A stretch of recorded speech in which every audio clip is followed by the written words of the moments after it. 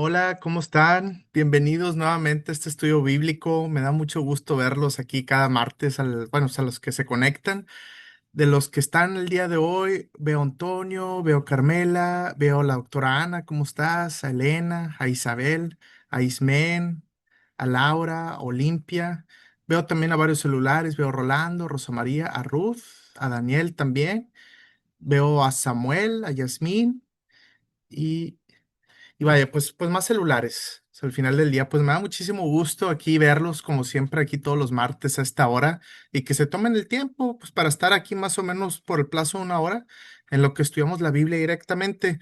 Me presento para los que no me conocen, yo soy Sergio Pérez, soy originario de Monterrey, sin embargo, tengo unos años viviendo en Toronto, en Canadá.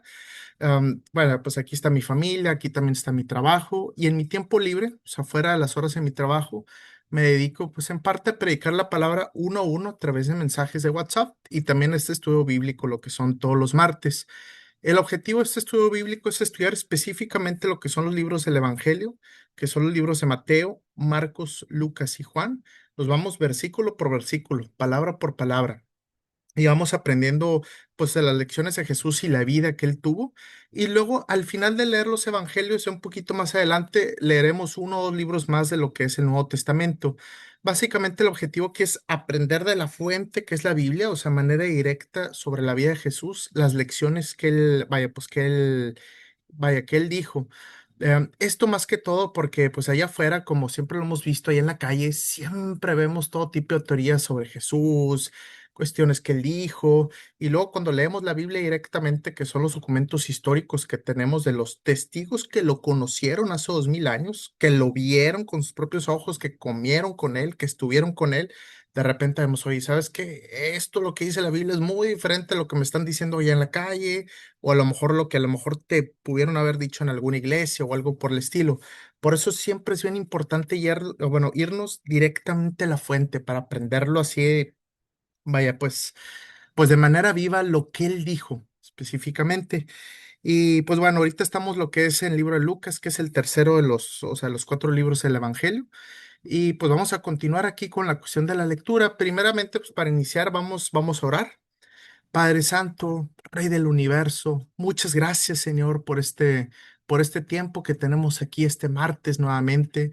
Gracias por la vida que tú nos das, por ese aliento de vida, por todas las cosas igual materiales que tú nos das, el trabajo, nuestro hogar, nuestra ropa, nuestra comida, también por nuestra familia, nuestros amigos. Pero últimamente muchas gracias por esa gracia que nos das a través del sacrificio que hizo Jesús por nosotros y por nuestros pecados en la cruz, Señor. Muchas gracias. Te pedimos nuevamente, como cada semana, que puedas abrir nuestra mente y nuestro corazón para que podamos entender la palabra que hoy en día nos tienes preparada para nosotros. Muchas gracias en el nombre de Cristo Jesús. Amén y amén. Bueno, pues vamos aquí a iniciar lo que es la lectura. Voy a compartir la pantalla como siempre para leerlo así a primera mano lo que es este libro de Lucas. Lo voy a compartir, lo voy a poner aquí a los demás. Y déjenme nada más aquí, no me tardo. Tengo que hacer aquí una cosita rápido. Ujú. Perfecto.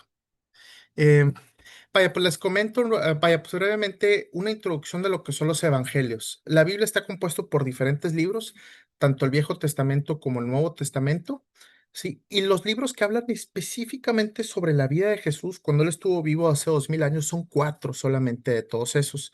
Mateo, Marcos, Lucas y Juan. Son esos cuatro libros en total. ¿Por quiénes fueron escritos? Mateo fue discípulo directo de Jesús, propiamente uno de los apóstoles. Obviamente lo conoció, estuvo con él durante su ministerio.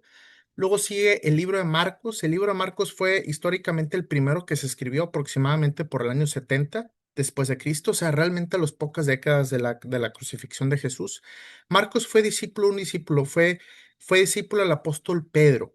Entonces, fue alguien que conoció a Jesús. Bueno, fue un discípulo de alguien que conoció a Jesús, obviamente, pues del discípulo Pedro, que fue apóstol, que pues de los principales apóstoles también ahí de Jesús. Y luego sigue Lucas, igual, ese fue discípulo del apóstol Pablo propiamente, y luego fue Juan, él sí fue discípulo directo a Jesús. Entonces tenemos el primero y el cuarto que fueron escritos directamente por discípulos de Jesús, y los dos en medio, que es el segundo y tercero, que fueron escritos discípulos de discípulos, o sea, que al final del día es la revelación de personas que conocieron directamente a Jesús propiamente. E igual, pues siempre recalco esto, a lo mejor ahí en la calle vas a escuchar, no, esos libros fueron escritos varios cientos de años después de Jesús, no fueron escritos por esas personas. La evidencia dura que tenemos es que Marcos fue escrito en el año 70, Mateo y Lucas más o menos por el año 80 y Juan fue el último en el año 90. Entonces, sí fueron escritos a las pocas décadas de la crucifixión de Jesús, y lo que se sabe de manera más certera es que sí fueron escritos por esas cuatro personas en lo particular, o sea, realmente fueron escritas en la vida, o sea, en el lapso de vida de las personas que conocieron a Jesús, que lo vieron con sus propios ojos. Se tienen los manuscritos antiguos en diferentes museos en Europa, creo que también hay uno ahí en Estados Unidos, y con las pruebas de carbono, pues datan de esas fechas aproximadamente. Entonces, sí tenemos esos manuscritos antiguos muy certeros, escritos en griego en aquel entonces, porque era el idioma pues, más universal de aquel entonces, hace 2000 años. Esto por si de repente les dicen que no, que esos fueron escritos varios cientos de años después, cuestiones así. Inclusive el mismo libro de Juan, ahí mismo el libro dice, sí, yo estaba con Jesús, yo me acosté en su pecho, yo era uno de los discípulos. Él, o sea, el mismo autor del libro dice, o sea, yo soy ese discípulo que estaba con Jesús en la última cena. Entonces, vaya, pues el mismo autor se revela como discípulo directo de Jesús. Entonces, vamos a continuar leyendo lo que es aquí el libro de Lucas. El libro de Lucas es un poco más extenso que los otros tres. Lucas, como sabemos, fue médico, entonces era muy preciso para hablar, describía muy bien la situación en los lugares y las parábolas en sí. El libro de Lucas es específicamente una carta dirigida a una persona que es Teófilo. Posiblemente era un griego por el nombre que tiene. Posiblemente era un gentil, o sea, no era judío. A lo mejor no conocía mucho de las tradiciones judías de aquel entonces. Eso se puede asumir. Entonces, este libro de Lucas literalmente es una investigación que hace Lucas de los sucesos que pues pasaron recientemente ahí vaya, pues en su tiempo. Estamos viendo el ministerio de Jesús, que duró aproximadamente unos 3 años, ya va avanzando y está en la última parte de su ministerio. Recordemos que básicamente la última semana de vida de Jesús antes de la crucifixión estaba en Jerusalén, que era de las ciudades principales ahí pues en esa zona de Israel, propiamente. Sí, ya había entrado de manera pues muy bonita y en un burro, iba entrando así bueno, pues a la ciudad de Jerusalén, pero obviamente había personas que lo veneraban, que lo aceptaban y habían personas que lo rechazaban, como los religiosos, los fariseos que lo rechazaban, que no les gustaban las enseñanzas de Jesús, porque muchas veces pues iban contra de ellos, ¿sí? Entonces, vamos a continuar leyendo discusión acerca de la resurrección. Capítulo 20, versículo 27. Después se acercaron a Jesús algunos saduceos, líderes religiosos que dicen que no hay resurrección de los muertos. Como sabemos, desde aquel entonces había todo tipo de opiniones con la cuestión de la resurrección de los muertos. Hoy en día siguen habiendo muchas opiniones sobre eso. Le plantearon la siguiente pregunta, una pregunta un poquito teórica. Maestro, Moisés nos dio una ley que dice que si un hombre muere y deja una esposa sin haber tenido hijos, su hermano debe casarse con la viuda y darle un hijo para que el nombre del hermano continúe. Esa era vaya, ley de Moisés antigua de los judíos. Entonces, una pareja se casa, el hombre se muere, no hay hijos, entonces supuestamente el hermano de ese hombre tenía que estar con esa mujer para poder tener hijos y vaya, pues continuar con el nombre del hermano. Y luego estas personas decían, ahora bien, supongamos que había 7 hermanos y el mayor se casó y murió sin dejar hijos. Ajá. Entonces viene el segundo hermano, se casó con esa misma mujer, con la viuda, pero él también murió. Y luego el tercer hermano se casó con ella. O sea, ya van 3 hermanos así. Y lo mismo sucedió con los 7, sí, quienes murieron sin dejar hijos. Es obviamente una situación, bueno, es una situación hipotética. 7 hermanos, se casa el primero, se muere, el segundo se muere, el tercero se muere y así se van todos y todos se murieron. Sí, sí, pobres de ellos, pobre familia. Sí, por último, pues la mujer también murió. O sea, todos se murieron. Ujú. Entonces, dinos, vaya, le estaban preguntando, ¿de quién será esposa en la resurrección? Oye, bueno, pues obviamente esta mujer, pues los 7 estuvieron casados con ella, sí. Entonces, en la resurrección, pues, ¿cómo va a estar el asunto? ¿De quién va a ser esposa? Versículo 34. Pues, Jesús aclara un poquito esos temas, ¿sí? El matrimonio es para las personas aquí en la tierra, en esta vida, aquí en esta tierra, para eso existe el matrimonio. Pero en el mundo que vendrá, en el mundo posterior, los que sean dignos de ser levantados de los muertos no se casarán ni se darán en casamiento, ni volverán a morir. En este sentido, ojo aquí, hay que tener cuidado. En este sentido serán como los ángeles. Ellos son hijos ellos son hijos de Dios e hijos de vaya, pues de la resurrección. Ujú. Sí. Entonces, ¿qué dice Jesús? El mundo que vendrá, o sea, el mundo posterior después de esta vida carnal, va a ser diferente. Ya no va a haber casamientos, porque eso existe pues en esta tierra, pero ya no van a haber ese tipo de emparejamientos o de casamientos tal cual, ¿sí? Y él mismo dice, los que sean dignos de ser levantados de los muertos, o sea, resucitados, y ojo aquí dicen, que no van a ser todos, los que vayan a ser dignos de ser levantados, ¿sí? Si no van a ser todos, va a ser un grupo solamente, ¿sí? Si no se casarán, no se hará el casamiento, ni volverán bueno, a morir, ¿sí? Van a ser resucitados y nunca más van a volver a morir. Y en ese sentido serán como los ángeles. Ojo, algunas personas aquí se confunden y dicen, entonces cuando nos muramos en el próximo mundo vamos a ser ángeles, tal cual. Sí, ojo, aquí dice Jesús, van a ser como los ángeles, pero no exactamente igual, o sea, no vas a ser un ángel tal cual, sino vas a ser como un ángel a lo mejor donde ya no vas a tener que estar casado propiamente. Ellos son hijos de Dios e hijos de la resurrección. Vamos a ser considerados hijos de Dios, hijos de la resurrección, y vamos a ser parecidos como los ángeles en el aspecto que ya no vamos a tener que estar casados, pero ojo, no vamos a ser propiamente tal cual ángeles. Sí, versículo 37. Ahora bien, en cuanto a si los muertos resucitarán, hasta Moisés mostró esto cuando escribió acerca de la zarza ardiente.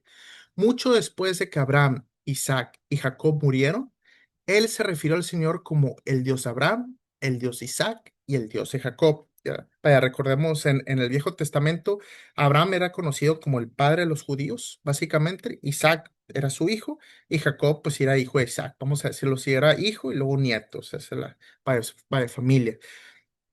Por lo tanto, Él es Dios de los que están vivos, no de los muertos, porque todos están vivos para Él. Entonces recordemos, sí, Dios es Dios para los vivos, sí, para los que sean dignos de ser resucitados propiamente. Y la misma zarza ardiente dijo, sí, yo soy el Dios de Isaac, de Abraham y de Jacob, específicamente. Ujú. Versículo 39. Bien dicho, maestro, comentaron algunos de los maestros de la ley religiosa que estaban allí. Y después nadie se atrevió a hacerle más preguntas. Esto es una pregunta un poquito teórica, sí, que aclara un poco. ¿Qué va a pasar después de esta vida carnal? Si vamos a estar casados o no. Oye, mi esposa, y si los dos vamos al cielo, entonces, pues vamos a seguir siendo esposos. Tal cual ya no va a ser así.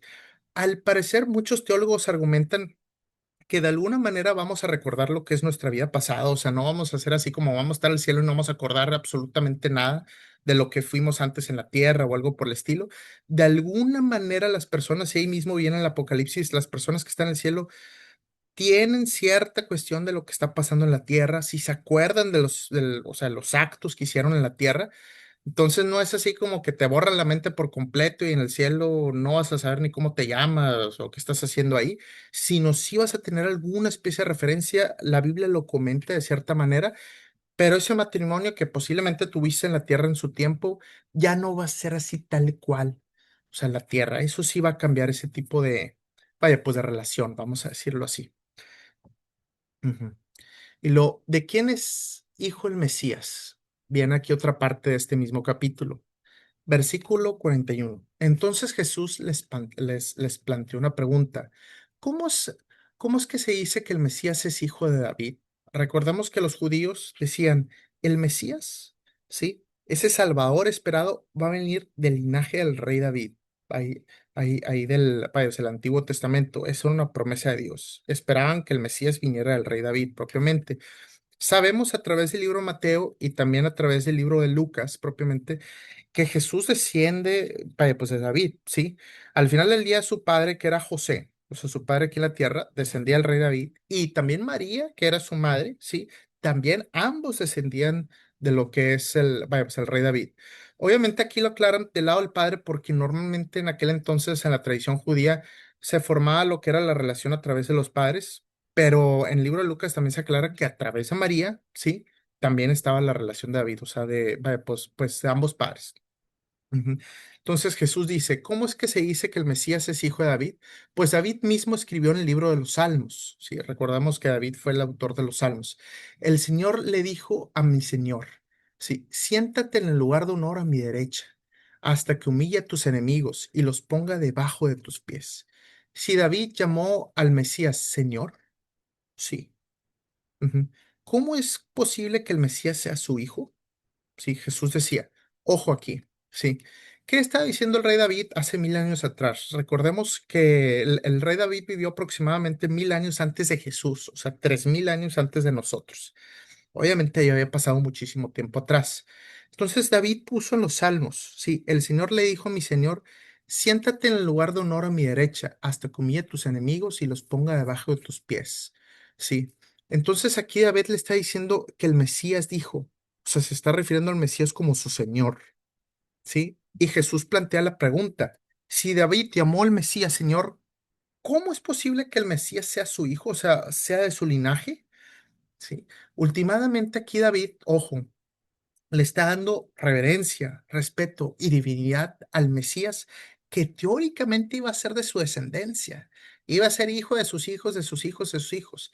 Sí, y David lo llamaba Señor, lo exaltaba, que era algo raro, decir, oye, ¿cómo es que tu tatarabuelo te va a llamar a ti Señor? O sea, a eso se refería Jesús. ¿Cómo es que ese Mesías, que es un descendiente obviamente lejano de David, sí? ¿Cómo es que David le llama Señor en los mismos salmos? ¿Sí? Entonces, mientras la multitud escuchaba, se dirigió a sus discípulos y les dijo, cuídense los maestros de la ley religiosa, pues les gusta pavonearse como un pavo así, con sus plumas así, en túnicas largas y sueltas, y les encanta recibir saludos respetuosos cuando caminan por las plazas. Me imagino así como un político muy importante saludando así, una túnica así larga, muy bonita, y saludando, y así como un pavo, así como, o sea, pues, pavonearse así. Y cómo les encanta ocupar los asientos de honor en las sinagogas, posiblemente los asientos enfrente, muy importantes, y sentarse en la mesa principal en los banquetes, un banquete grande, mucha comida y se sientan en medio o a lo mejor en la cabecera, cuestiones por el estilo. Ojo aquí, versículo 40, vaya, 47. Sin embargo, estafan descaradamente a las viudas para apoderarse de sus propiedades. Desde aquel entonces, obviamente, en la historia de la humanidad ya existía la corrupción y la avaricia y los robos y todo ese tipo de estafas. Si apoderarse de sus propiedades. Luego pretenden ser piadosos haciendo largas oraciones en público. Oraban en público. Ahorita vamos a aclarar eso. Ujú. Por eso serán castigados con severidad. Entonces, vamos a leer aquí exactamente qué está diciendo Jesús. Uno, ¿sí?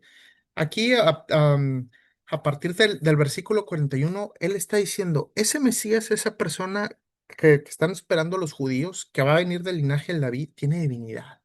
Sí, ya Jesús le está diciendo, sí, piénsenlo, ¿cómo es que David le dice a su descendiente, a su Mesías, Señor? ¿Sí? Entonces ahí hay algo, sí. Sí, hay divinidad, hay respeto, sí, hay, hay señorío, le está diciendo desde ahí. Ahí ya le está empezando a decir los judíos de aquel entonces, ese Mesías esperado tiene divinidad, punto. Y luego, a partir del versículo 46, él comenta sobre los fariseos, esos maestros de la ley religiosa. Si ya vaya, pues, nos los podemos imaginar caminando por las ciudades, largas túnicas, saludando al público, caminando así, pues casi, casi como que con el pecho alzado, vamos a decirlo así. Y luego en las sinagogas se sentaban en los lugares principales, imagino que tenían sillas así muy bonitas, muy grandes, en las fiestas, en los banquetes, en los principales lugares, imagino que las bodas también estaban así en los lugares más cercanos y más importantes. Sí, eran personas muy orgullosas, sí, sí, muy soberbias, muy arrogantes. palabras más o más coloquiales, eran muy creídos, así, no, mira, yo soy un fariseo muy religioso, conozco toda la ley, tengo todo el conocimiento en mi cabeza, sí, y todas las personas, pues obviamente los admiraban, los respetaban. A lo mejor hoy en su vida no conocerán a alguien que sean así, tanto en el ámbito religioso, pero también en el ámbito secular, o sea, en la vida normal. En el ámbito religioso no conocerán por ahí algún líder de alguna iglesia o algo que se exalte mucho a sí mismo, sí, y que lo es así. Entonces, ojo, cuidado con ese tipo de personas. Y al igual, pues en el mundo normal, en el mundo secular, a lo mejor algún político que sienta muy importante, a lo mejor algún familiar que se sienta muy importante. Sí, a lo mejor porque tiene mucho dinero, se siente muy importante. Lo que yo he visto que en ocasiones pasa en los trabajos, en los jefes, por ejemplo, ciertos jefes en cierto nivel, a mí me ha pasado que no, muy, vaya, muy alzados y así, hasta la presencia y todo. Ese tipo de cosas también pasan un poco, o sea, ese tipo de orgullo, recordemos. Sí, aquí va, tienen orgullo, pero también versículo 47. ¿Qué pasa realmente? Estafan descaradamente a las viudas. Sí, recordemos aquí, muchas veces, bueno, pues están las parejas, está el hombre, la mujer, como posiblemente sabrán en ocasiones, el hombre fallece antes, la señora queda viuda pues vaya, por unos años, a veces por muchos años, obviamente pues ella envejece y pues obviamente los fariseos saben, oye, pues está esta viuda, tiene todas estas riquezas, todas estas propiedades, pues déjame voy y me la acerco. Y no, fíjate, dona aquí la riqueza, dámela, yo la cuido. Bueno, es una viejita que a lo mejor ya no está al 100% y le empiezan a sacar dinero y le empiezan a estafar, ¿sí me explico? Ya no hay nadie que la proteja y ahí es avanzada, está desprotegida. Entonces les empiezan a sacar dinero, ¿sí? Ujú. Esto, empiezan a robar a las personas inocentes y luego pretenden ser piadosos haciendo largas oraciones en público. Obviamente no hay ningún tipo de problema si de repente estás con un grupo cristiano, algún grupo de amigos cercano y quieren hacer una oración, ¿sí? Pero aquí los fariseos lo que hacían es que se ponían en las plazas principales, ¿sí? Imagínate como algún pueblo y te paras así en medio del pueblo y empezaban a hacer oraciones así en voz alta, así alzados en una especie así como de escenario o así, y así para que todos lo vieran, pero realmente no era una acción genuina del corazón, humilde, sí, de arrepentimiento, sino una oración más que todo para que los vieran, sí, para presumir, en, enorgullecido, con orgullo, totalmente diferente a lo que debería ser lo que es una oración. Más que todo, generalmente es un poquito más privado, sí, más íntimo. Sí, esto lo hacían para que la gente los viera. Y mismo Jesús decía, todas esas personas que estafan, que se enorgullecen de sí mismas, que no velan por los prójimos, sí, van a ser castigados con severidad. Y ese es un mensaje muy importante de Jesús propiamente. Capítulo 21, sí, obviamente versículo 1. La ofrenda de la viuda. Vamos a seguir leyendo aquí. Mientras Jesús estaba en el templo, observó a los ricos que depositaban sus ofrendas en la caja de las ofrendas. Había en el templo una caja y depositaban sus ofrendas. Luego pasó una viuda pobre y echó dos monedas pequeñas. Sí, ok. Y luego viene Jesús y dice, les digo la verdad, dijo Jesús, esta viuda pobre ha dado más que todos los demás. Ok, esas dos moneditas que ella echó dado más que todos los demás, ¿sí? Pues ellos dieron una mínima parte de lo que les sobraba. Aunque fuera más dinero, dieron una mínima parte, pero ella, con lo pobre que es, dio todo lo que tenía, ¿sí? Entonces Jesús está aquí también refiriéndose un poquito a lo que es a lo que nosotros damos y también a nuestro corazón. ¿Por qué razón? Porque en ocasiones vamos a la iglesia y decimos, fíjate, Dios, pues te voy a dar el domingo en la mañana, un ratito nada más, a lo mejor 1, 2 horas, a lo mucho, poquito y así. Y luego ya para el domingo en la tarde o a lo mejor el lunes que comience la semana, ya me olvidé, ya. Te voy a dar una parte así de mi vida. Sí, medio día a la semana, o si no menos, no le voy a dar mucha importancia. Sí, a lo mejor sí voy a dar, entre comillas, pero no tanto o no lo más importante. ¿Y qué hace esta señora viuda? No tenía poco, pero lo dio todo. Dice, ¿sabes qué? Tú vas a ser primer lugar en mi vida.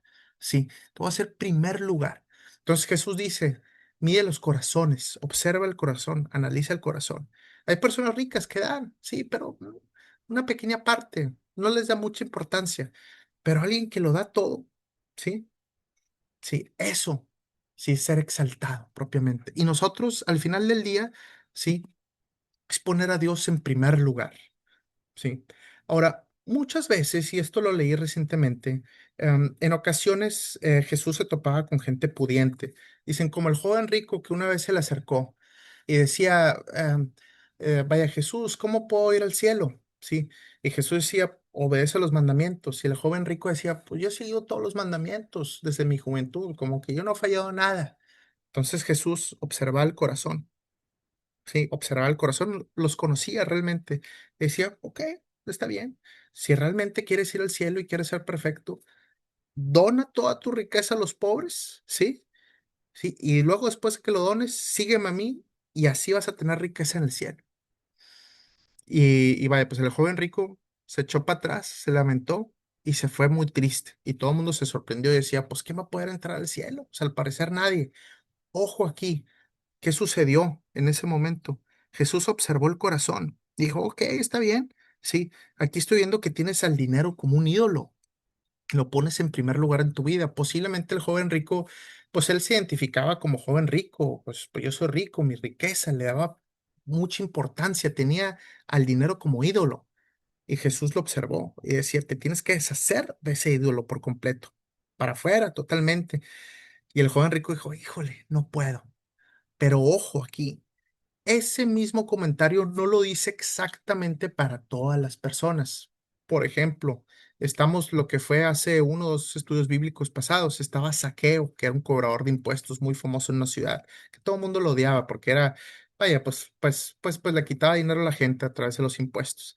Entonces Saqueo se acercó a Jesús, Jesús dijo que se iba a quedar en su casa y luego Saqueo se alegró mucho. Cuando Jesús entró a su casa dijo, ¿sabes qué, Jesús? Voy a donar la mitad de mi riqueza a los pobres y a cualquier persona que haya estafado antes con impuestos o algo, le voy a regresar hasta 4 veces más. Y Jesús dijo, hay salvación en esta casa. Ojo, que Jesús no dijo, ay, te falta la otra mitad o tienes que darlo absolutamente todo, pero vio el corazón de Saqueo, Jesús, ¿sí? Vio que Saqueo estaba arrepentido, que estaba dispuesto a donar la mitad de su riqueza y él hizo posiblemente su fortuna pues a través de los impuestos, a lo mejor malamente estafando gente, cobrando intereses demasiado altos, cuestiones por el estilo, ¿sí? Y Saqueo ya quería deshacerse de eso, decía, si alguna vez cometí alguna fechoría o hice dinero de manera indebida, se lo voy a regresar hasta más, ¿sí? Y vio que el corazón de Saqueo había cambiado. Entonces ya la solución ya estaba hecha, ¿no? Perfecto, Saqueo, tú ya estás salvado, ¿sí? Al igual vemos a otra persona pudiente, por ejemplo, José de Arimatea, también que se aparece un poquito al final de los evangelios. Cuando Jesús es crucificado, José de Arimatea agarra el cuerpo de Jesús, vaya, pues le pone lo que es así vaya, es una túnica, y pone a Jesús en lo que sería su tumba particular de José de Arimatea.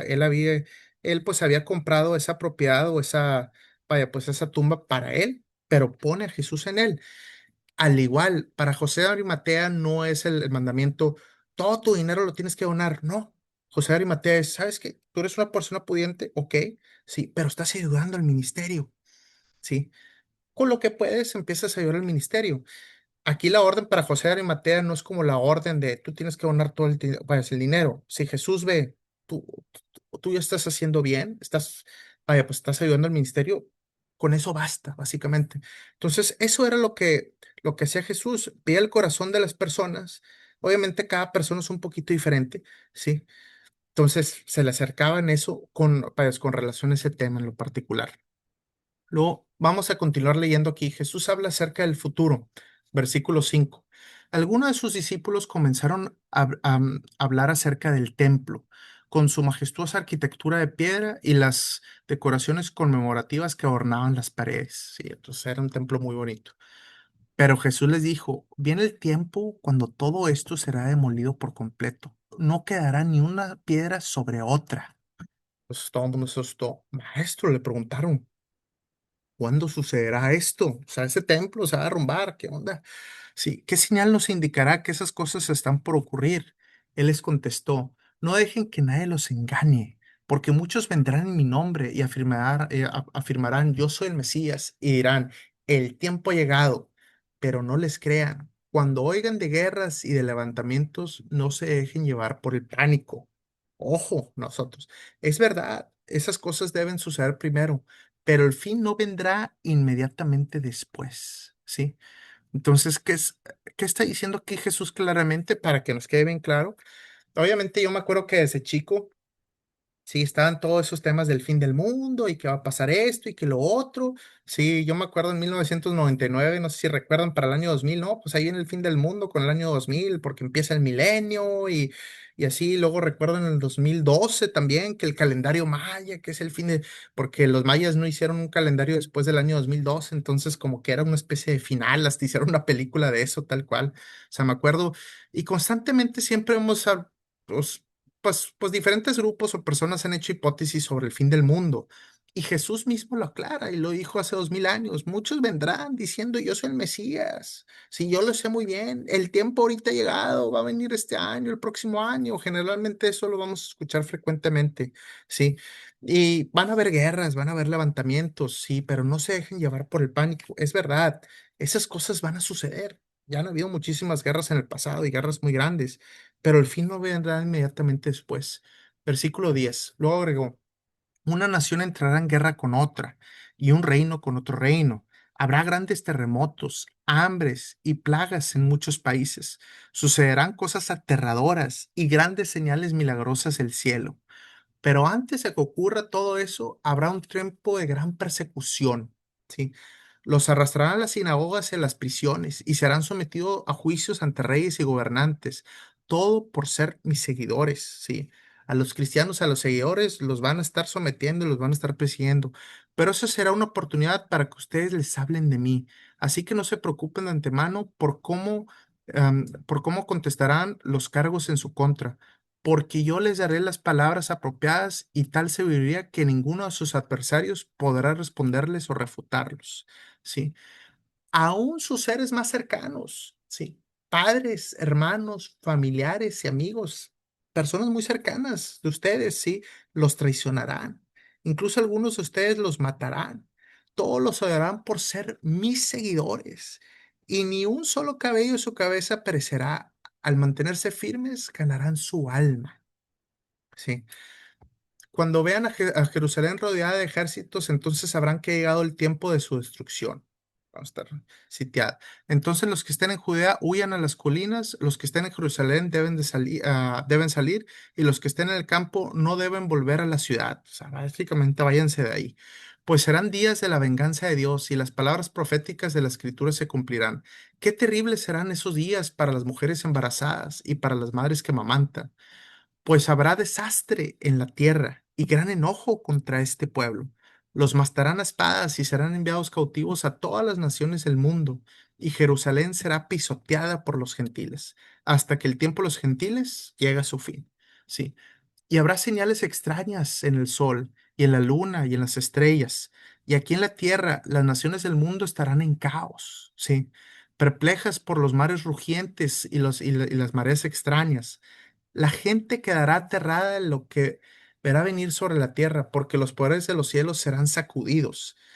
Entonces todos verán al Hijo del Hombre venir en una nube con poder y gran gloria. Por lo tanto, cuando todas estas cosas comiencen a suceder, pónganse de pie, levanten la mirada, porque la salvación está cerca. Sí.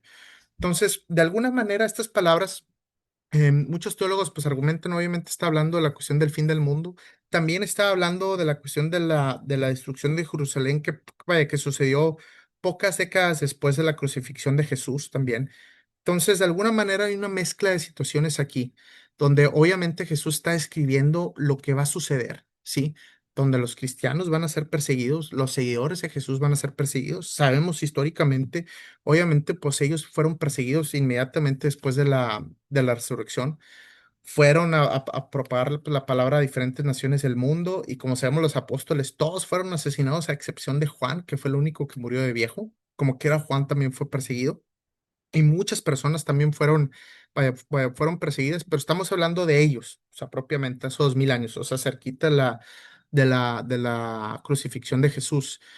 Y vaya, pues les dicen, van a tener problemas, a tener problemas con los reyes, con los gobernantes, también con sus personas cercanas, con sus padres y madres y familiares y amigos, van a tener problemas, sí. Entonces, eso también, todos los odiarán por ser mis seguidores. Y eso de alguna manera también se refleja, obviamente no tal cual, pero se refleja de cierta manera en nuestra vida cotidiana. A lo mejor ahorita y propiamente en México no los están persiguiendo, cuestiones para el estilo por ser cristianos, pero muchos de los amigos a lo mejor los empiezan a rechazar, empiezan a hablar de ustedes, algunos familiares cercanos a lo mejor empiezan a tener problemas por el hecho de seguir a Jesús de manera genuina, sí. Entonces empieza a haber roce, ¿sí me explico? El mundo, sí, rechaza a Jesús, sí, aunque obviamente, como dicen, pues es la religión más, vaya, pues más grande en el mundo, en el planeta, como quiera, sí, el mundo rechaza realmente el mensaje real de Jesús. Sabemos que en México, pues somos católicos, entre comillas, pues por tradición, por los españoles que llegaron hace 500 años y muchos de los bebés están bautizados. Sí, inclusive a mí también me bautizaron de bebé en su tiempo. Sí, pero realmente el mundo, las personas en general, si no se quieren someter a Dios, si lo rechazan, no, no creo en eso, son fantasías, o quién sabe si sea cierto, no, yo quiero hacer mi propia voluntad, pues qué tiene de malo, si tomo, si bebo, si estoy con otra persona, si hago esto, si soy lo rechazan la gran mayoría de las personas. Y va a haber pique vaya, con los cristianos. Tú eres muy religioso y tú eres muy así, tú eres muy así, no eres como el mundo, como todos los demás. Sí, ese tipo de situación, los primeros seguidores de Jesús, como los apóstoles, batallaron muchísimo con eso, que inclusive perdieron su vida. Y nosotros hoy en día seguimos batallando de cierta manera también con todo eso. Y Jesús aquí comenta, sí, va a haber gran tribulación. Sí, hubo gran tribulación en Jerusalén en aquel entonces a las pocas décadas, sí, y va a haber también en un futuro con la tierra, sí. Las naciones van a estar en pelea, van a haber señales en el cielo, los cristianos van a ser perseguidos totalmente, sí. Entonces, él comenta esto. Muchos de los teólogos en esta parte, pues siempre se han preguntado, ¿está hablando de Jerusalén inmediatamente, de lo que sucedió ahí con el Imperio Romano, o está hablando en un futuro? Pero al parecer como que está hablando de ambos. Sí, vaya, pues es lo que está, vaya, pues argumentando aquí. Porque aquí menciona las naciones del mundo, van a llegar, van a ver extrañas, vaya, pues señales extrañas en el sol, en la luna, en las estrellas, ¿sí? Todo el mundo va a decir que en el final, pero no, primero van a haber guerras, nadie sabe realmente exactamente cuándo va en el final. Pero aquí dice aquí, versículo 27, entonces todos verán al Hijo del Hombre, o sea, Jesús propiamente, venir en una nube con poder y gran gloria. Muy diferente a como llegó hace 2000 años, como un niño, pues obviamente un bebé recién nacido en un pesebre, chiquito, en un establo, sí, chiquito, sí.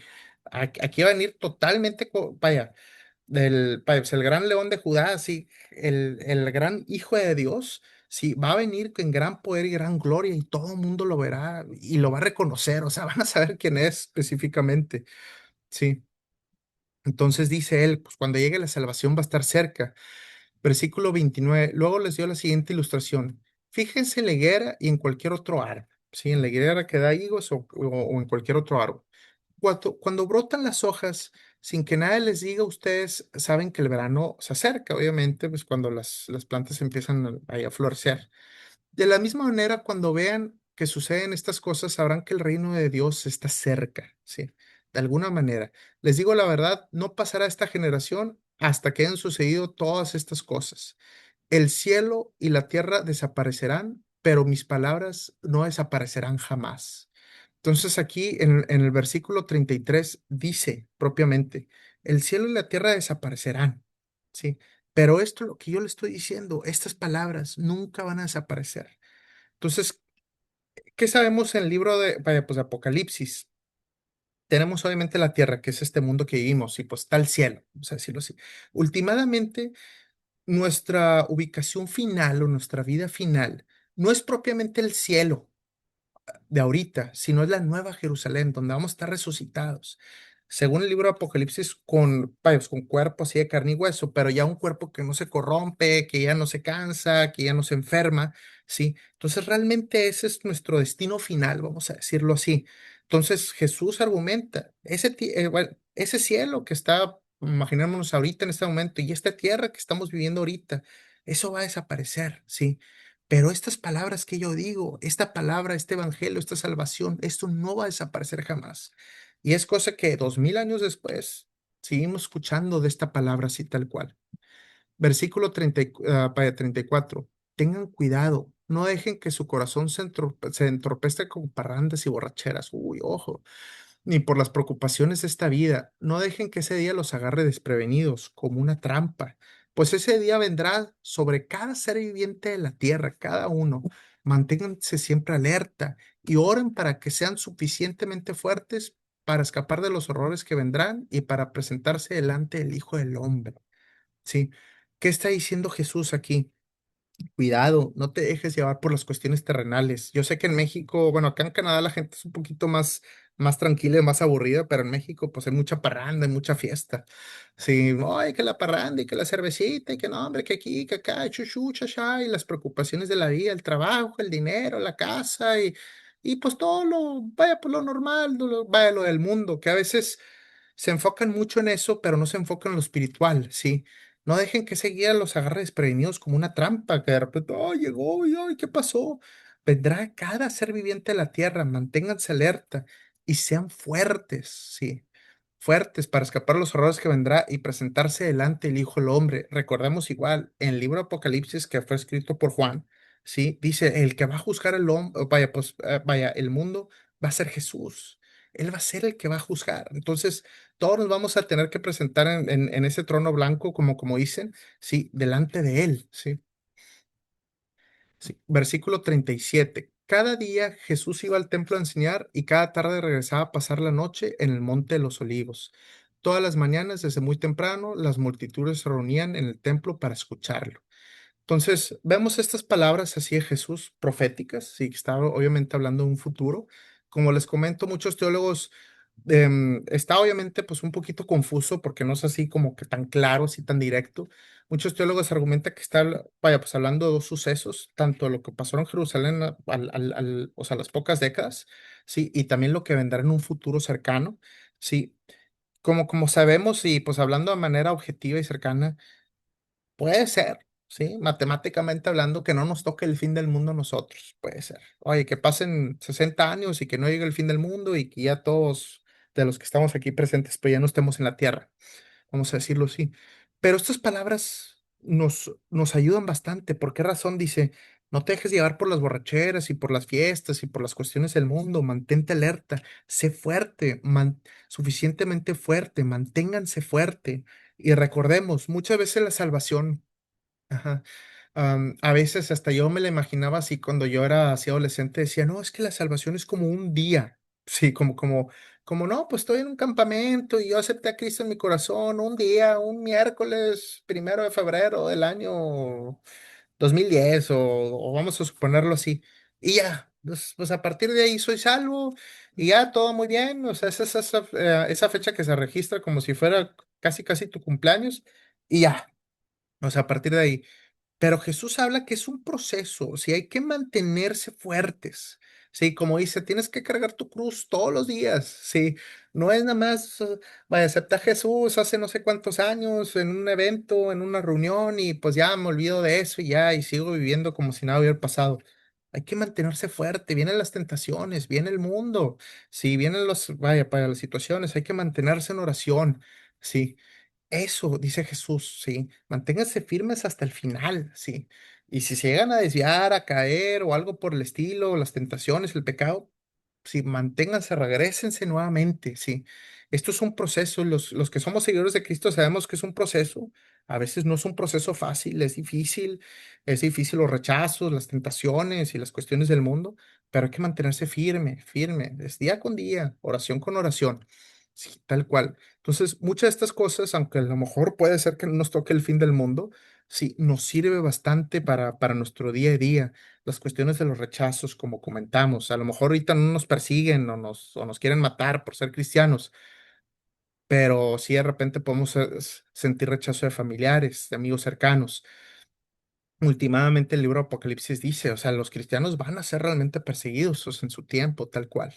Y bueno, pues aquí vamos a pausar lo que es la lectura de hoy, capítulo 21 aquí en el último versículo de este capítulo, que es el versículo 38. El próximo martes continuamos con el capítulo 22 propiamente. Y ya en estos últimos, vaya, pues 10 minutos quisiera como siempre hablar de un tema, pues en particular, por unos minutos y luego ya voy a habilitar aquí los micrófonos para que podamos hablar directamente. El tema del que yo quiero hablar aquí el día de hoy, bueno, más aquí lo veo, que tengo aquí las notas, se llama Tesoros en la tierra o en el cielo. Ambos tesoros, sí. Es algo que Jesús comenta mucho. Tesoros en la tierra, sí. Obviamente esos tesoros ya los conocemos, las casas, los carros, las cuentas bancarias y todo eso, o en el cielo, que son tesoros muy diferentes. Y vamos a ver un poquito lo que es los contrastes. Y como siempre, pues les recuerdo, esta es una grabación, va a ser subida a través de Facebook y YouTube para las personas que no pudieron asistir. Esto para que más adelante, por si cuando quieran hacer comentarios, que sepan que va a ser grabado. Aquí hay cristianos de diferentes denominaciones, también hay católicos. Sin embargo, lo más importante es la fe que nos une a través de Jesús, de ese sacrificio que él hizo en la cruz y que obtenemos la salvación a través de él, que eso es lo más importante. Ahora, vamos a hablar sobre eso, los tesoros en la tierra y los tesoros en el cielo. Sí. ¿Qué pasa? El primer punto, los tesoros terrenales son temporales y eso lo sabemos de manera directa. Sabemos que no vamos a vivir para siempre, posiblemente unos años más, unas décadas más, sí, pero son temporales, finitos y no le quedan mucho tiempo. ¿Qué dice? Jesús enseña que todo lo material es pasajero. Y obviamente eso lo sabemos. El dinero, las posesiones, la fama también, el éxito pueden desaparecer rápidamente. ¿Qué dice en el libro de Proverbios, capítulo 27 versículo 24? Los bienes terrenales no duran para siempre, ni las coronas se pasan de una generación a otra. Entonces, siempre hay que recordar eso. Oye, todos esos tesoros aquí en la tierra son temporales. Yo siempre me recuerdo, obviamente no sé hasta qué año vaya a vivir, pero yo vaya, pues digo, mira, si llego a vivir hasta viejo, pues me quedan 40 años más. No son muchos años más, no son, ay, voy a estar aquí 1000 años más, no me preocupo, no, 40 años no es tanto, ¿sí me explico? Es muy temporal, cada año se hace más chiquito y pues bueno, esos son los tesoros terrenales, muy bonitos, pero muy temporales, sí, y muy limitados, diría yo. Segunda cuestión, nuestro corazón sigue a nuestro tesoro, nuestra alma, nuestro corazón. Aquí vamos a hablar. Jesús dijo que en donde está nuestro tesoro, ahí está nuestro corazón. Sí, realmente donde está nuestro tesoro, bueno, nuestro corazón. Lo que más valoramos revela nuestra verdadera prioridad espiritual. Entonces, te tienes que ver, o sea, dentro de ti, ¿qué es lo que más valoras? A veces puede ser el dinero, a veces puede ser tu casa, a veces puede ser tu trabajo tal cual, ¿sí? Entonces, ahí está tu corazón. A veces puede ser el amor hacia una persona. Ay, es que mira, mi novia, mi novio, y estás así, y eso es realmente tu corazón. O sea, eso es realmente tu tesoro. Dice Jesús aquí en el libro de Mateo, capítulo 6 versículo 21.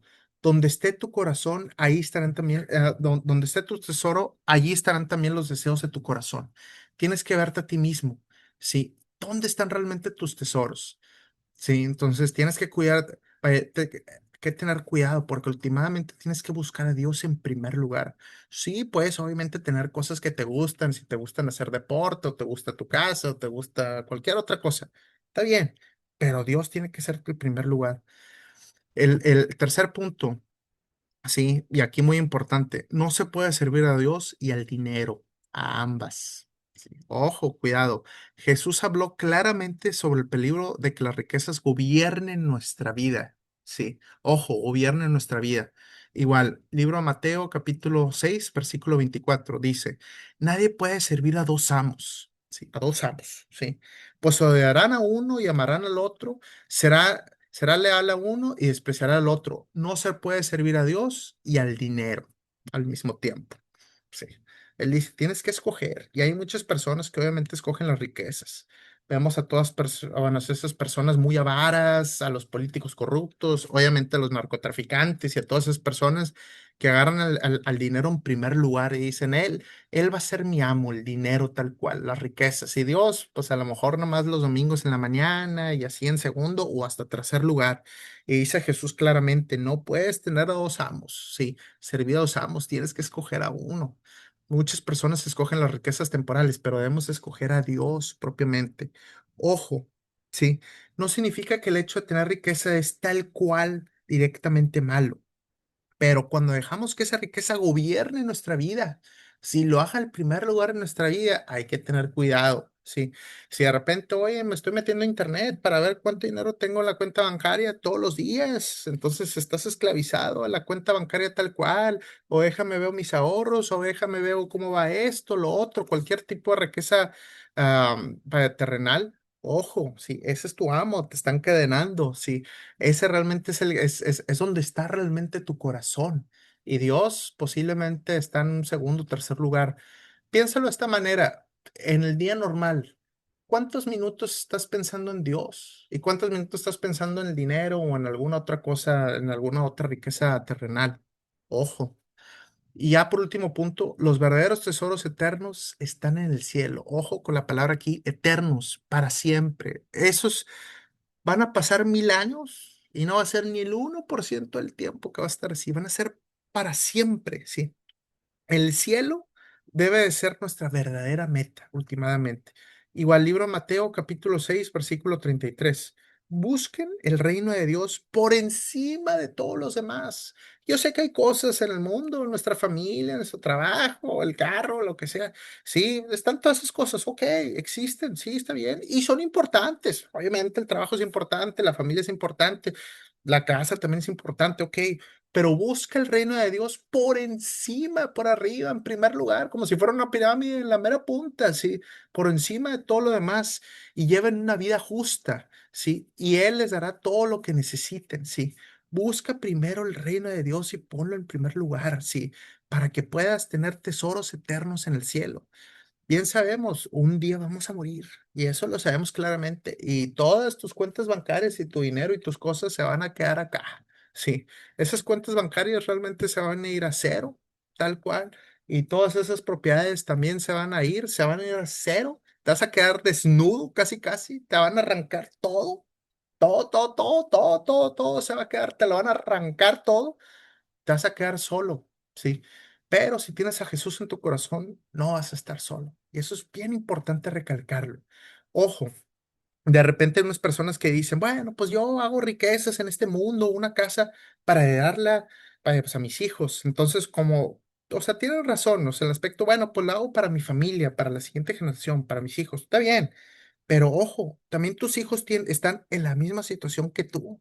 Los hijos no van a vivir para siempre, no van a vivir 1000 años. También van a tener una vida, pues una vida humana, pues vamos a decirlo así, relativamente corta. Sí, para cuando ellos hereden de esas riquezas o esa casa, lo que sea, ellos van a tener 40 años y van a decir, papá, pues al igual que tú, me quedan igual unas décadas de vida. Y, o sea, yo estoy en la misma situación que tú. Tú a lo mejor ya te moriste y yo en unas décadas más igual voy para allá. Entonces, ellos están en esa misma situación. Esas riquezas son temporales. Cada año esa palabra se hace más chiquita, más chiquita, más chiquita, más chiquita. Si cada año que pasa, entonces, por eso vamos a poner en primer lugar el reino de Dios, que ahí sí es eterno. A nuestros hijos, enseñarles de Dios. Sí, si pueden ir a la iglesia para que le enseñen clase en la iglesia o uno personalmente comentarles también, acorde obviamente a su nivel o su edad, ¿sí? Eso es la mejor herencia últimamente, porque esa es una herencia eterna, tal cual. Y bueno, ahorita ya voy a habilitar aquí los micrófonos para los que quieran participar. Veo que somos 29 ahorita los que estamos conectados. Entonces, pues si quieren hablar sobre este tema en lo particular o quieren comentar sobre algún otro tema, pues ahorita ya es el momento. Pues si lo quieren aquí, vaya a mencionar. Tal cual, no sé quién se quiera animar para platicar. Como siempre, puede ser de esto o de cualquier otra cosa. Ahí nada más con que hablen o algo, ahorita ya creo que ya pueden ya platicar. Ujú. No sé, vaya, no sé si alguien quiera comentar algo, si quiere animar. Ujú. Hola, Bueno, hola Daniel, ¿cómo estás? Y luego si quieres procedemos con Rolando, que vaya, que levantó la mano, pero primero Daniel. hola, buenas noches. Hola. Sí, mira, es importante, yo pienso que es importante el siempre tener primeramente a Dios en nuestras vidas Ujú, y hacerlo de una manera pues cotidiana, encomendarnos así, orar en la noche, en la mañana, en tenerlo presente en nuestras actividades y en las decisiones que vayamos a tomar, igual tenerlo siempre presente. Y de Ujú. esa manera, pues lo tenemos en primer lugar y al mismo tiempo esperamos su consejo para, pues, para conducirnos. Sí, sí es importante, se me hace muy interesante el tema. Ah, no, muchas gracias, Enel, ahí pues vaya, por tu aportación. Muchas gracias. No. Vamos a seguir ahorita con Rolando, porque veo que levantó la mano hace unos minutos y luego ya pasamos con Isabel. Ujú. ¿Qué tal? Buenas noches a todos. Hoy quiero hacer Hola, Rolando. breve en un comentario Sí. que lo podemos encontrar en 1 Timoteo del 10 al 12. Se lo Ujú. leo rápidamente. Dice, porque la raíz de todos los males es el amor al dinero, por lo cual, codiciándolo, algunos se extraviaron de la fe y se torturaron con muchos dolores. Pero tú, hombre de Dios, huye de estas cosas y sigue la justicia, la piedad, la fe, el amor, la perseverancia y la amabilidad. Pelea la buena batalla de la fe, echa mano de la vida eterna a la cual fuiste llamado. No, no, muchísimas gracias. Sí, es un versículo que, vaya, muy importante sobre este tema. Sí, sí, sí, vaya, muchas gracias aquí, Y el hermano, pues por otro, y compartir. el otro punto del tema que vimos del Evangelio Ujú. es muy importante ya confiamos en el Señor por su gracia nos dio esa salvación que era impagable por nosotros, Ujú. pero también hay una lucha constante que es la santificación, Ujú. ir Sí.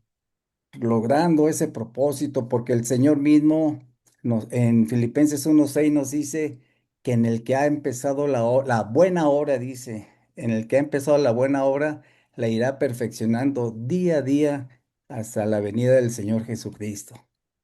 O sea, tenemos un arduo trabajo para glorificar a Dios y sobre todo porque lo demás será impagable de ese regalo que nos ha dado que es la salvación. Sí, Mi sí, tal comentario. cual.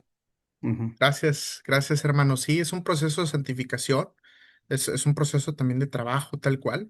Y también como en el primer versículo, ahí que comentas, el amor al dinero es la raíz de todos los males. Y también aclarar, porque de repente no es el dinero tal cual, sino es el amor al dinero. O sea, esa avaricia, esa cuestión, estar atado. Entonces, eso es lo que muchas veces ocasiona pues, problemas, obviamente, en nuestras vidas, ese amor al dinero. Vamos aquí, pues con Alfredo, veo aquí que tienes la mano para levantar, Alfredo, no sé si quieres comentar algo. Hermanito, yo le dije que yo quería Ah, hablar. ok. Sí, sí, claro que sí, Isabel, si quieres. Ujú. Sí, está Sí, bien, yo mire, no me hermano, espero. yo Ujú. quería compartirle un versículo porque lo que nos acaba de comentar al final es muy cierto. Nos dice Sí. el versículo que habla de Marcos 1:15 diciendo el tiempo se ha cumplido y el reino de Dios se ha acercado. Arrepentíos y creer en el Evangelio, porque el tiempo ya está muy cerca, hermanito, y cada día que va pasando nosotros no debemos de perderlo en hacer bienes materiales, Ujú. sino entregarnos al Señor. Y en el estudio que acabamos de tener que nos explicó, Sí.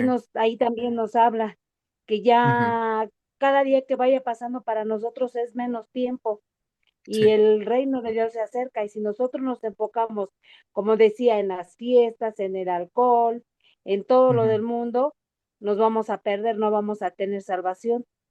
Sí. Entonces sí es importante que nos enfoquemos en nuestra salvación y tener fe y pues Ujú. seguir adelante estudiando como venimos haciéndolo los martes y no nada más martes y domingos, sino tener más tiempo para el Señor, porque es muy importante el alimento espiritual. El carnal lo comemos todos los días, pero Sí. el espiritual es necesario.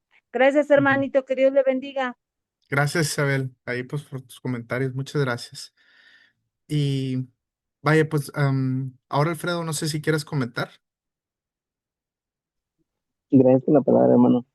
No, Ujú. pues sí, lo que se dice, o sea, todo es verídico y básicamente estamos aquí en esta tierra para aprender el Ujú. mensaje del Señor y justamente en las parábolas es donde encontramos toda la respuesta o todo el conocimiento para nuestra vida. Jesús justamente habló en parábolas para que el que tiene oído no entienda, ¿verdad? Sí. Entonces, Ujú, da un misterio ahí, pero pues nosotros debemos entender que todo lo que Dios nos da es para beneficio propio. Y pues queremos ganar ujú. el cielo, así que se dice, ¿no? Estamos luchando para tener esa perfección. Entonces, Sí. el hecho de hablar del Evangelio es un mandato que Él nos hizo y Pablo lo dijo, ¿no? En Romanos 1:16 dice, porque no me avergüenza del Evangelio, porque es poder de Dios para Sí. salvación, para todo aquel, Ujú, al judío primeramente y también al griego.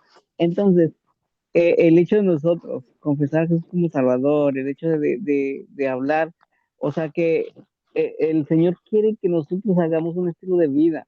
Y dice, ¿cómo te llamas? Cristiano. Entonces digo, ok, no por lo que yo digo, sino por lo que yo hago, lo que yo reflejo en la vida ujú, cotidiana.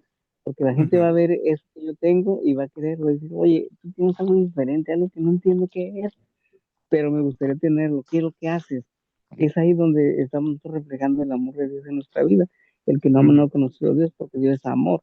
Entonces el Sí. amor cuando se empieza a reflejar en nosotros, pues es cuando estamos nosotros en su voluntad. Entonces el hecho Ujú, todos los días y la lucha es contra todos los días y la lucha es en nuestra mente, pues no tenemos mucho contra mi carne, sino contra el principio que estás. El enemigo va a mandar siempre dardos, entonces no es que tenga el control, sino va a mandar sus dardos y nosotros debemos tener conocimiento. En la vida hay tres tipos de conocimiento, ¿no? Está el humano, el satánico y el divino. Entonces debemos ujú. entender qué tipo de conocimiento viene a mi mente para yo también poder rechazar o aceptar. Sí. Recibo la palabra que estoy escuchando en este momento, en esta hora. Gracias, Señor, porque es palabra tuya y sé que viene parte tuya y sé que es para bendición mía.